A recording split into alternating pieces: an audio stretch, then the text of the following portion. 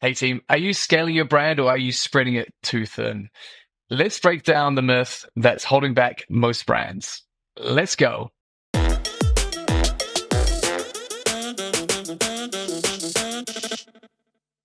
All right, so today we're going to talk about world domination and this idea that if I expand, I'm only going to grow my brand, it's only going to be better and better. And what we're going to present is the case that maybe that's not what you should be doing, and maybe you should just pause, take it a bit slower, and only expand when the time is right. So we want to run through some of the points around this, and we're going to start off with that very kind of idea, that allure of expansion, and the idea that yes, I should expand and go outward as fast and as quickly as I can. But the truth is that's not really what you should be doing. Would you agree, Zamir? Yeah, absolutely. I think we've both felt this personally, and it's really, really potent. It's that fear of missing out. There's a real vanity to it as well. Yeah, because you see competitors, you see other people selling. Look at those guys. They're selling millions over there. I want to be part of that. I want to get a piece of that action. That's a bit risky. I think that's the thing, right? The risks aren't always highlighted, and you've got possibly investors and other people, stakeholders there, egging you on and saying, look, we want that expansion. We want to see it. Where's that profit? Yeah, exactly. And if you don't do it now, someone else is going to get there. That's what you're told. And that's what you always find. That's the risk you're focusing on. But there are other risks to actually expanding, and those are the ones I think we should kind of delve into in some more depth. Yeah, exactly. And I think the first one that's really worth pointing out is that hidden cost of expansion. Right? There's obviously the cash cost, but there's an additional cost. There's a whole lot of externalities beyond that cash cost of expansion. Yeah, there's a massive operational strain that I feel is put on a business whenever you go into export into another country. Lots of paperwork and everything you have to get your head around. There's the inventory management and the logistics, and not to mention customer service challenge, multiple countries, multiple languages, all of that brings extra burden and distraction from your core market. Yeah, exactly. I think that's the thing, right? Because a lot of the brands that we talk to, and a lot of just general brands, the one thing they lack is a depth in resource and time. And so by expanding out really quickly, you have to do all the prep work that goes into that, which, like you said, is all that kind of understanding of the management logistics and all the bits that go around that. And if you're stretched on that side of it, what you're doing at home in your existing markets is going to suffer. And so there's that hidden cost and that opportunity cost of just kind of really doubling down at home. Plus there's the kind of the inefficiencies that come in with marketing, right? So you're fragmenting that budget that you could use to really dominate your home market. You're now going to expand and spend that elsewhere. And you need to use that money wisely, right? So it's not just the resource, and it's also that cash investment. Zamir, you're kind of the marketing pro. What are your thoughts on that? Yeah, I definitely felt that for that fragmentation on budgets you bring up is a really important one. It's so important to focus that budget to make sure you're getting that return from organic sales and you're really driving those up. And if you start spreading yourself too thinly, then you definitely open yourself up to competitors getting an advantage on you, potentially in your core markets. Yeah, and it's that loss of focus that you're now looking over there and then someone sneaks up behind you over here and just takes over some of your existing space. Like you said, while that's really alluring to see what's out there, the truth is there's a huge risk in doing that. Yeah, the allure is really strong. I mean, look, I know from my personal experience, I definitely expanded into the US way too early. And it was an allure, right? It was very much me. It was ego driven. I really wanted that. But fundamentally, all of these things then came true. And I learned the lesson the hard way. If you don't mind, Zamir, I want to use you as a case study. Do you want to talk through your experience and just kind of map that out? Because we should give some context of what we're saying, so it's not just theoretical. Yeah, I think it's everything that we've kind of spoken through. Those are all things that I experienced, right? So it was the distraction, that loss of focus as you start to learn about a new market, making sure that your product's got all the right badging and everything like that. That's the first part. Once you've kind of done that homework and that grounding, that's fine. That's a one-off lesson, but it is a distraction at the very beginning. Then on top of that, you're talking about taking your cash flow and spreading it slightly more thinly because you've got a stock for the new market. Once the stock gets in there, managing them stock at a distance, that poses more challenges that you're not necessarily used to, especially if you've only been operating in the home market. Again, each of these things I experienced.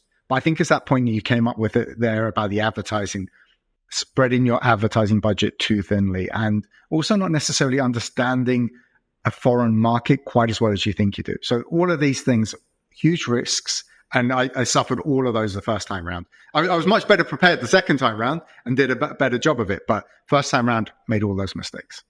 I think in my case, it was really similar in the sense that, so we had a product that worked really well in the UK market, and it was exceptional. We sold a lot of it. It was these coconut flakes. But then when we shipped them over to a foreign like that, Germany, it didn't work because the German market, they don't really buy the individual small self-serve packs. They buy the larger ones. And while we did the research and we had done the data around that, we didn't really realize that until we get there and the full capacity. So by then we've already invested the cash, we've invested the money in the advertising and trying to get it there and optimizing, getting all the labels right. And that time and resource is what we're trying to say, is that may have been better spent in just focusing on our home market, really kind of dominating things here. And then once we really captured it, letting it overflow into another space. It's almost like a growth trap, right? Yeah. So it's mistaking that kind of geographical presence for actual growth. Yeah, exactly. Just because I've kind of like got more Monopoly squares doesn't mean I'm actually winning the game, right? Yeah, exactly. Get some hotels in there, get some houses in there, and then start buying up the other spots in Mayfair. Yeah, I think that's actually a really good analogy, is that, right? Just holding onto that territory isn't enough. If you want to make money from it, you need to build into it and really get those hotels established before you start moving on to a new square. Me and you kind of met around the time that we were both doing this. And I think it's probably one of the first things that we really connected on, is talking through the subject. And I also think it's how, when we've met other brands and we've kind of spoken through them, we've been able to talk through that experience and identify where they may be making similar mistakes. And it's really hard to understand when is the right time to go for that growth, because you don't want to miss the opportunity either, do you? In saying all these like things about don't expand, of course, there will be a time to expand. So what would you say is the right time to start looking internationally or into a new market? So you need to probably start considering it about 6 months prior to actually wanting to make the move, because we both know it takes at least that much time to get everything lined up in terms of all the regulations you're going to have to go through and getting your packaging and everything, and potentially changes to your product. So I would say 6 months before you're ready to go. But then, so the question is, what's that point going to look at? And I think it's as you approach what you can believe to be market saturation in your current home market. Yeah. Okay. And then so to kind of like make it easier for someone to really understand when they should go out, I think we're really big on data. So what kind of data points would you recommend they look at? What are the kind of like, are there any key metrics we should kind of flag up? Yeah, you're looking at what proportion of the market you're actually taking. So what proportion of your addressable market have you actually got? And it's a really important number to know.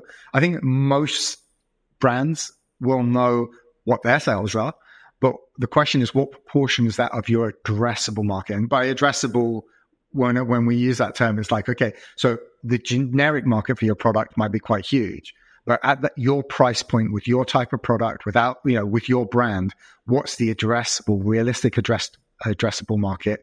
How much have you got? How many competitors are in there? And how much more room is there for that to grow? Okay, so it's that kind of like market saturation readiness kind of concept that's really what you're looking at. And then, all right, so let's kind of slip in like the devil's advocate countervailing argument to this. So is there a time that you'd be like, actually, no, it's first mover advantage. I'm just going to get in there first and just capture some space. I mean, maybe that's what you need to be doing. Let's say you're in mushroom coffee and mushroom coffee hasn't taken off in the Australian market yet. You kind of had this with coconut oil as well, right? You saw that first mover advantage from other brands that did this, right? I think you need to be able to scale fast if you're going to do it. So you need to be able to secure the funding and the production and all the other things that are going to go with it. You need to build a team around it very quickly as well. I think it's not enough to simply say, I'm going to go for first mover advantage. You need to be in a position where you can do that. Yeah, so I think it's kind of like, if we think about, and excuse the analogy, but it's like a battle. If you capture that beachhead, you need to be able to hold it, right? And be able to push forward. So if you can move into a new market and do the first mover advantage, but your home market isn't so strong, your supply chains aren't strong, maybe you're low on cash, you might capture that beachhead and open up the space. But then you might open it up for someone else to come in and actually, like, you've just grown the market, created it, and then someone just comes in because they've got the bandwidth and the cash they're going to take over, right? So there's no easy answer on it. Maybe if that's a more fair way of looking at it, it's not just a matter of move quickly. My feeling is balancing between do I have the cash? Do I have the stable supply chains? Do I have the resource capacity within in-house in terms of human resource to be able to, one, do the prep, and two, make the move, and then three, hold that space and expand further. And then balancing that versus the short-term wins of capturing that beachhead or opening that market up. Is that a fair kind of like way of phrasing it or putting it? No, I think it is. I don't like too many of the militaristic analogies, but I think it's actually a very apt one in this circumstance. I think one thing I would add to that, you need to be in the position to be ready to scale already. Because if you're just thinking, oh, okay, I found this industry, now I'm going to go and have to do the raise. That's, again, we both know that's at least That's a 6-9 month journey, right? And raising itself with a full-time job, so that's not going to really work. 100%. We've both been there. And so that comes back to the point is, if I'm in this position now with this idea, if I'm going to do this, let me go ahead with where I'm strong, work to my own strength. So it may be carve out a niche for yourself in your home market before expanding internationally. Okay, sweet. So the main thing to really thinking through there is to really kind of balance all the points and just to make sure that you've got all the bits in place, all the bits in line before you can start making these international moves. Don't get attracted by the big shiny things on the other side of the water.